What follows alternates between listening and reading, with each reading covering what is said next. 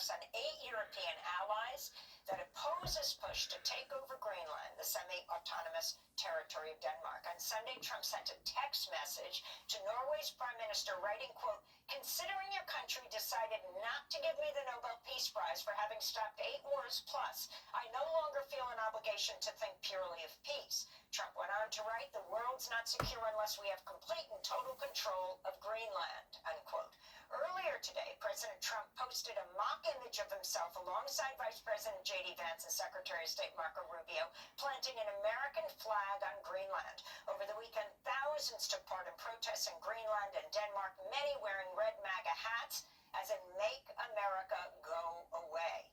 European leaders denounced Trump's threats and are weighing cutting off U.S. companies to the EU market, a move known as the EU's trade bazooka. For more, we go to Copenhagen, where we're joined by Julie Rademacher. She's the chair of an organization for Greenlanders in Denmark that was among the main organizers of the protests for unity and support for Greenland this week. Also for the American people and for all of you in the U.S., we have for several years had a very good cooperation. We've seen you as the protectors also in Greenland and also in Denmark, but now you are our threat.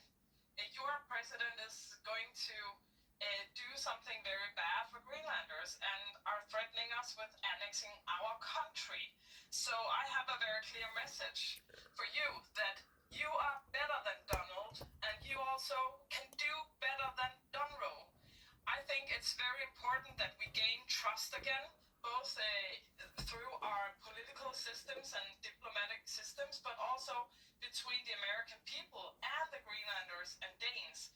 Because right now, this attack on Greenland is not just about a territory, it's about sovereignty, the right for sovereignty, and it's really damaging the great cooperation we've had for so many years between the US, the Greenland, and also Denmark and Europe. And could you talk about your assessment of how the European Union and the other countries of Europe are responding to the threats of Donald Trump? I can say that as a Greenlander for the last week, it's been terrorizing to hear your American president again and again threatening our countrymen, our fellow citizens in Greenland. They have anxiety attacks. They can't sleep. They have nightmares. And people, they consider whether or not they should flee from Greenland. It's a very, very serious situation, not only on a political level or military level, but on a civil level. This is human beings being hurt. They have never done anything wrong. And right now, it's very important for us to get support from the rest of the world. So we get support from Europe, and it means a lot that 56,000 people in Greenland and 17,000 Greenlanders in Denmark. We don't stand alone. We stand together with Europe in our back. It means so much for us with this support because it feels like a betrayal from the American president. We have fought shoulder to shoulder with your soldiers in Afghanistan and Iraq, where we have had Greenlandic soldiers and Danish soldiers fighting these wars for freedom and for democracy.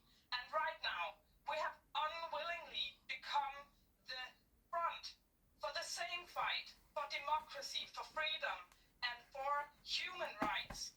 We want democracy, but we are not respected. So please, Mr. President, and please, all Americans, we would love you to act. We need you to act. We need you to call all your senators, all your politicians, and tell them they need to act. They need to stop your president in annexing Greenland. Because this is not only a matter of Greenland. This is the matter of the world order as we know it. It's a matter of sovereignty, and it's a matter of the borders. So please act, and please speak to all you know about this. And just to make sure that you know, Greenland is protected by all European countries now, almost, and also Denmark has troops up there. So this wouldn't be just an attack on Greenland. This would also be an attack on the NATO alliance. So wake up, America. I know it's early your time. So please wake up.